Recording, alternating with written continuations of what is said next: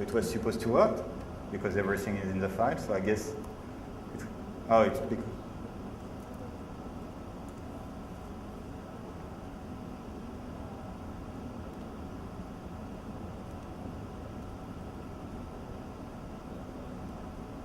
He did it?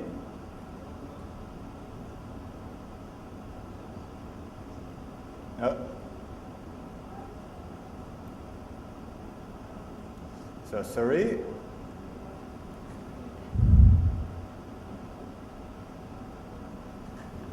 Capture blah blah blah.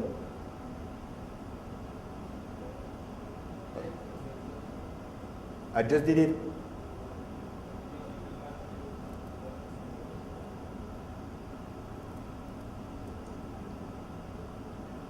Where is it?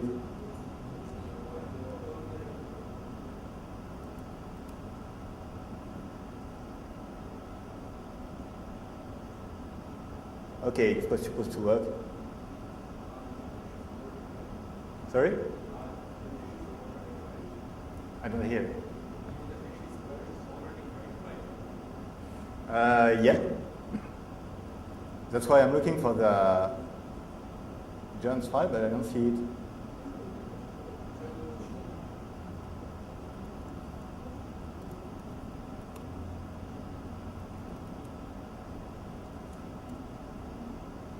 Okay.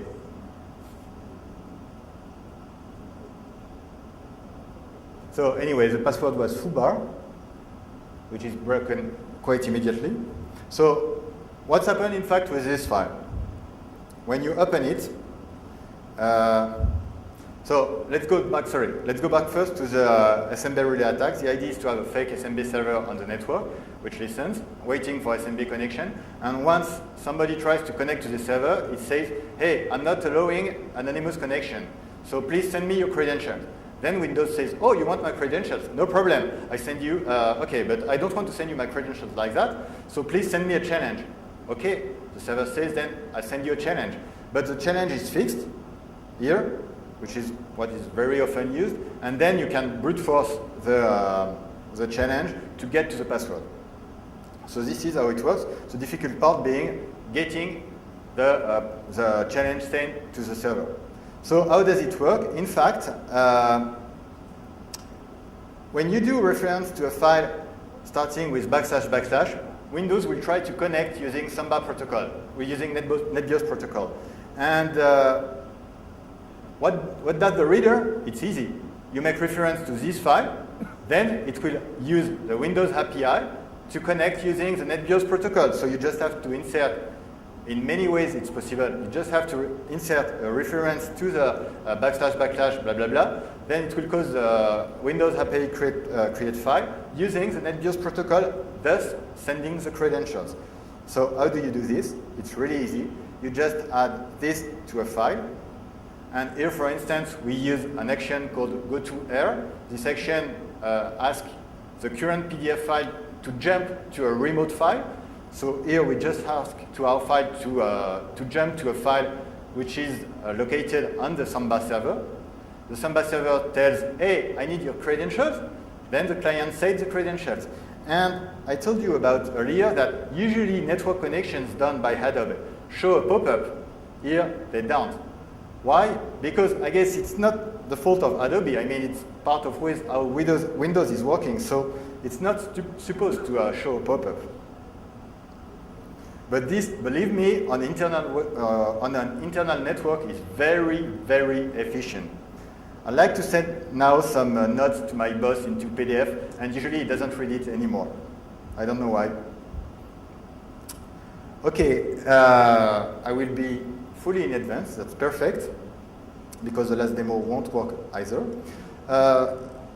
We have done a lot of work, especially Guillaume, the one who's not here, on a library in Ruby called Origami. It allows you to manipulate really easily the PDF file.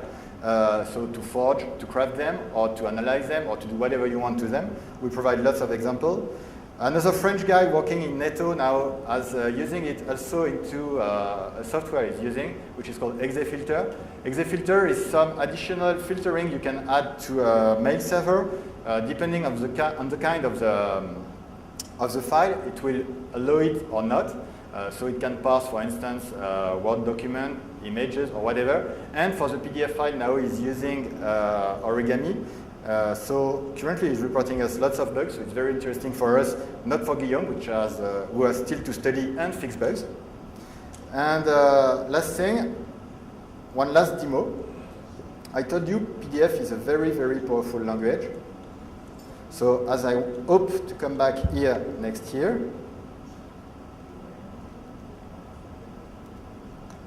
do I have some network? Perfect. So let's try to buy my ticket for next year. I told you you can do absolutely incredible things into PDF. So one night we had drunk a bit and we decided to do some IRC into PDF.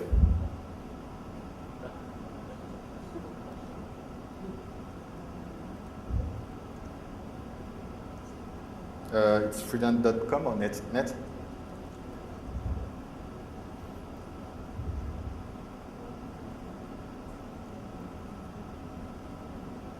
Oops. Oh, I forgot something. So in fact, how is it using? How is it working? Our PDF is using SOAP, and which is not supposed to happen, of course.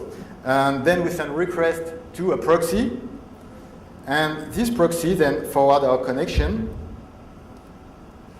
to, oops, sorry.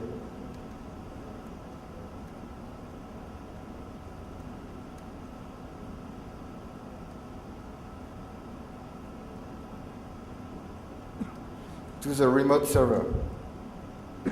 So I need to start the proxy. I forgot to do it.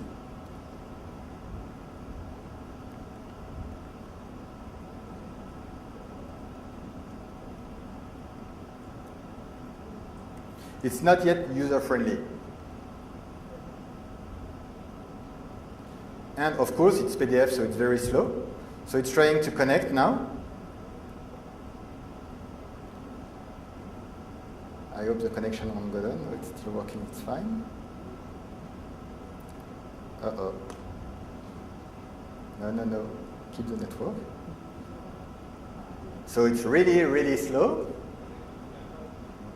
Sorry? No. It runs on a remote server, which is a VMware, in fact, here.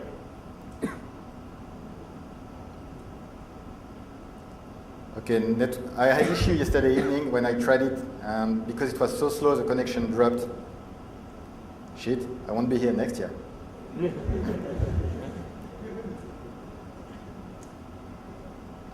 Okay, let's try to, whoops.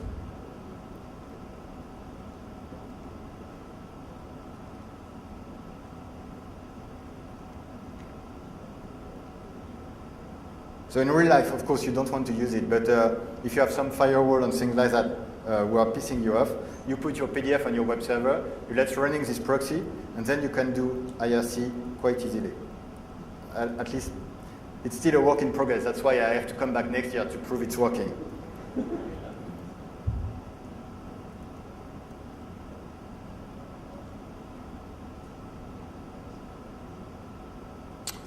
Yes, maybe or maybe not, in fact.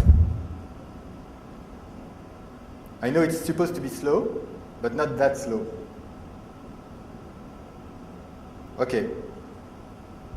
So I really have to come back next year. Last thing I will show